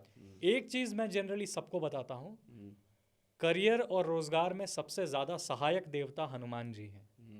ये अच्छा आपने बता ये दिया, हमारे सबसे। दर्शकों को लाभ होगा। और हनुमान जी की मैं उपासना पूजा में एक चीज़ ज़रूर बताता हूँ। सुंदरकांड का एक श्लोक है, दीन दयाल विरद संभारी हरहु नाथ मम संकट भारी। अगर इस श्लोक को संपुटित कर दिया जाए, हनुमान चालीसा को संपुटित कर दिया जाए इस श्लोक से, मतलब हनुमान चालीसा पढ़ने के पहले 11 बार और पढ़ने के बाद 11 बार आपने पढ़ लिया है, तो एक पाठ भी अगर आप श्रद्धा भक्ति से नियम पूर्वक कर रहे हैं, ये नहीं कि गाड़ी में घूम रहे हैं और कॉलर ट्यून में सुन लिया आपने, अगर आप श्रद्धा से बैठकर कहीं ध्यान लगाकर कर रहे हैं, तो एक पाठ का पुण्य जो है वो मल्टीफोल्ड होके आपको मिलता है। जी। और सपोज आपके भाग्य में है कि आपको कोई जॉब लगनी ही है, बट जनवरी में आपकी जॉब छूटी तो आपको अगस्त में लगेगी। बहुत बार मैंने ऐसा देखा है कि अगस्त में नहीं, अप्रैल में ही जॉब लगी है। क्या बात है। तो हनुमान जी की कृपा बहुत कलयुग में काम आ जाती है लोगों को। संकट मोचन उनका नाम ही है। हाँ हाँ, नहीं बिल्कुल सही कहा। बस इसको दर्शकों को समझा दूं, क्योंकि उनके मन में ये आ रहा होगा कि जो उन्होंने संपुट कहा है वो कैसे करना। अगर मैं सही बोलूं तो आप मुझे करेक्ट करिएगा, और अगर मेरे से त्रुटि हो तो रोक दीजिएगा। आप हनुमान चालीसा का आरंभ करते हैं श्री गुरुचरण सरोज रस से। उससे पहले आपको 11 बार बोलना है दीनदयाल विरद संभारी हरहु नाथ मम संकट भारी, और जैसे ही आप हनुमान चालीसा पूर्ण कर लेते हैं उसके बाद आपको फिर बोलना है दीनदयाल विरद संभारी। सही, बहुत बढ़िया, बिल्कुल बहुत बढ़िया जी। ताकि उनको क्लियर हो जाए। जी जी जी जी। अब तो ये नौकरी की बात हो गई, लेकिन नौकरी लगने से पहले नौकरी तक की यात्रा पूरी करने के लिए पढ़ाई करनी होती है। जी। अब मेरा सवाल विद्यार्थियों को लेकर है। बड़ी समस्या आज के समय में पंकज जी ये है, माता पिता जो इस पॉडकास्ट को देख रहे होंगे उससे कनेक्ट करेंगे, उनकी हमारे पास वजह है कि पढ़ता नहीं है बच्चा, इसका मन नहीं लगता है, वो कहीं और ध्यान होता है, वो कंसंट्रेट नहीं कर पा रहा है। जैसे स्कूल से भी जब पीटीएम में जाते हैं तो पेरेंट टीचर्स मीटिंग में होता है कि आपके बच्चे का ना ध्यान पढ़ाई में नहीं, कहीं और ध्यान होता है क्लासरूम में इसका। और जब वो घर पे आता है तो फिर टीचर तो ठीक है, माँ बाप सोचते हैं कि मोबाइल में अटका हुआ है, हाँ, मोबाइल ही देख रहा तो है। ये एकाग्रता है ना, कंसंट्रेशन, कुल मिला के एकाग्रता की कमी है। तो ये कंसंट्रेशन स्टूडेंट्स के लिए, जो छात्र हैं वो कंसंट्रेट कैसे करें? उनके माता पिता अगर देख रहे थे अपने बच्चों को कंसंट्रेट अगर वो कराना चाहते हैं तो क्या रेमेडी उनके लिए आप बताना चाहेंगे कि वो कंसंट्रेशन पावर उनकी बढ़े? मैं फिर इसमें एक बात कहूँगा कि हर कुंडली अलग होती है, जी सबके लिए परिहार अलग होते हैं। जी यूनिवर्सल में 2 ही 3 चीज़ें हैं। जी जी जैसे हनुमान जी की उपासना है, जी जो बल बुद्धि विद्या देहु मोहि देहु हरहु कलेश हरहु विकार, तो कलेश हनुमान जी विकार। कृपा ज़रूर करते हैं, बुद्धि ज़रूर देते हैं। गणपति देवता की आराधना है। पुत्रार्थी लभते विद्यार्थी लभते विद्याम, धनार्थी लभते धनम, पुत्रार्थी लभते पुत्रान, मोक्षार्थी लभते गतिम। तो गणपति देवता की आराधना जो भक्ति श्रद्धा से करते हैं, अगर ज़्यादा कुछ ना भी कर पाए, ओम गंग गणपतये नमः मंत्र का जाप करें और भगवान गणेश को दुर्वा अर्पित करते हैं 108 बार, रोज़ करें तो सबसे बढ़िया। बुधवार के बुधवार करें या चतुर्थी तिथि को करें तो वो बहुत बढ़िया रहता है, उनकी कंसंट्रेशन पावर इम्प्रूव होती है। इन सब के बाद जो लोग संस्कृत में थोड़े अच्छी पाठ पूजा कर पाते हैं, जिनमें भक्ति श्रद्धा है, वो महासरस्वती की उपासना करें। सरस्वती माता तो वेद विद्यादायिनी है, उनकी उपासना करने वाले को विद्या की कमी हो जाए ऐसा जनरली कभी देखा नहीं गया है। तो भगवान गणेश और माँ सरस्वती की उपासना करें तो कंसंट्रेशन पावर उनकी आ जाएगी। अथर्व शीर्ष पढ़ सकते हैं, बिल्कुल गणेश पढ़ अथर्व सकते हैं। शीर्ष, अगर आपका उच्चारण बहुत अच्छा संकट है। नाशक गणपति स्तोत्र एक बहुत अच्छा हाँ, स्तोत्र ये वो है। सबसे अच्छा इसलिए कह रहे हैं जी पंकज जी, क्योंकि उसमें सिंपल है, 12 नाम लेने हैं आपको। बिल्कुल, 12 नाम तो कोई भी ले द्वादश सकता नाम गणपति स्तोत्र है, बहुत बढ़िया, बहुत बढ़िया स्तोत्र। 12 नाम होते हैं। तो इसे सत्संग को हम यही विराम देते हैं। है। बड़ा बस एक जाते जाते सवाल, नहीं, बिल्कुल लीजिए। क्योंकि आपका एक अनुभव है और मैं हमेशा अनुभव को सम्मान करता हूँ, चाहे आप एक ज्योतिष के विद्यार्थी के तौर पे हैं, चाहे आप कैसे भी, आपने एक जर्नी की है और हर जर्नी का एक सक्सेस मंत्रा होता है, बस दर्शकों को बता दीजिए। सक्सेस मंत्रा सबसे बड़ी ये है मेरे अकॉर्डिंग, सत्य बोलिए, खुद पे भरोसा रखिए और किसी से प्रभावित होकर ज़िंदगी में कोई कार्य ना करें। ये हमेशा सोच के चलें कि मेरे लिए जो उत्तम है मैं उसको फॉलो करूं, रादर देन दूसरों को देख के मोटिवेटेड हो जाइए और कुछ और ही करने लग जाइए, क्योंकि दूसरे आप बन नहीं पाइएगा और दूसरे बनने के चक्कर में खुद को खो दीजिएगा। आपने ये तो कह दिया, लेकिन मुझे बताइए कर्म और भाग्य जो होता है ये सक्सेस को कैसे आगे बढ़ाता है? देखिए, दोनों का इक्वल बैलेंस होना चाहिए। एक के भरोसे सिर्फ बैठिएगा तो ज़िंदगी में कुछ भी नहीं होगा। अगर केवल भाग्य भरोसे बैठिएगा, लाइफ बहुत मोनोटोनस हो जाएगी, बहुत स्टक हो जाएगी। लाइफ में सब कुछ आपको मिलते हुए भी आप शायद अज्ञानी ही रह जाइएगा। और केवल कर्मों पर विश्वास रखते हैं, आपको भाग्य पे भरोसा ही नहीं है, तो संघर्ष करते रहिए, ज़िंदगी में कुछ मिलना नहीं है। तो लक प्लस लेबर, ये दोनों चीज़ें जब जुट जाती हैं तब मनुष्य को सक्सेस की प्राप्ति होती है। तो इन दोनों को साथ में लेकर चलना चाहिए। तो अब ये समझना बहुत ज़रूरी है कि ये भाग्य बनता कैसे है। पूर्व जन्म कर्म कृतवा, पूर्व जन्म में जैसे आपने कर्म किए हैं उसके आधार पे आपके भाग्य बनते हैं। जी बहुत लोग आपको ऐसी भी स्टेटमेंट देंगे कि कर्म ही भाग्य बनाता है, कर्मों से हम अपने भाग्य की रचना कर देते हैं। आज के कर्म कल के भाग्य को नहीं बनाएगी। जो आपने इस ज़िंदगी में किया है वही अगले जन्म में आपका प्रारब्ध होगा और आपकी भाग्य की रचना होगी। ज्योतिष के भी एस्पेक्ट से 5th हाउस जो है वो आपके प्रारब्ध कर्मों को दिखाता है, पूर्व जन्म के पुण्य को दिखाता है। पूर्वा फाल्गुनी नाम एक नक्षत्र है जो 5th हाउस में आता है, जो हमारे लिए ये बताता है ज्योतिष के एस्पेक्ट से पूर्व जन्म के कितने पुण्य आप लेकर यहाँ आए हैं। तो इसलिए भाग्य जो है कर्म पे बनता ज़रूर है। सदकर्म ज़रूर करिए, चाहे आपकी लाइफ में कितनी भी परेशानी, कितनी भी विकट स्थिति आ जाए, सदकर्म करते रहना चाहिए, क्योंकि आज जो आपके हाथ में नहीं है यही आपका कल प्रारब्ध बनेगा। क्या बात है, बहुत अच्छी बात है। मतलब ये तिवारी जी ऐसा है कि ये बैंक में हम जो कुछ कर रहे हैं ये संग्रहित हो रहा है और इसका जो ब्याज है वो अगले जन्म में हमें हमारे प्रारब्ध वो के तो तौर भाई पर- बैंक में रखा हुआ क्या होता है, आपकी निधि होती है और जो निधि होती है वही सुनिधि में परिणित हो जाती है। बिल्कुल। तो बहुत अच्छा सत्संग रहा आज का, और पंकज जी बहुत बहुत आभार, आपने समय दिया सत्संग के दर्शकों को। और ज्योतिष के बारे में बहुत आज गूढ़ चर्चा हुई है, 2 मिनट के उपाय वाली चर्चा नहीं रही। और ज्योतिष वाकई में क्या कर सकता है, आपकी आपको दिशा दे सकता है और आपकी दिशा देकर आपकी दशा को परिवर्तित कर सकता है। यही काम ज्योतिष कर सकता है। बिल्कुल। लेकिन दिशा सूचक यंत्र जो है वो सही होना चाहिए। अगर सही दिशा सूचक यंत्र सही है तो आपको सही दिशा मिलेगी और आपकी दशा का परिवर्तन भी होगा।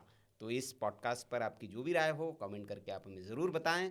अच्छा अगर ये लगा वो पॉडकास्ट तो इसे कम से कम 10 लोगों तक शेयर ज़रूर करें ताकि पंकज जी की बात उन तक पहुँचे और ज्योतिष के बारे में जो भी भ्रम है, लोगों के मन में मिथ है, उसके बारे में उनका निवारण हो सके। और कुछ कहना चाहते हैं आप कमेंट बॉक्स में कहें। आपकी कोई राय हो, सलाह हो, किसी और को इस पॉडकास्ट में देखना चाहते हैं तो उनका भी आप नाम लिखें। और ऐसे ही पॉडकास्ट के लिए आप जुड़े रहिए। चैनल सब्सक्राइब नहीं किया है तो कर लीजिए। नमस्कार। नमस्कार। नमस्कार।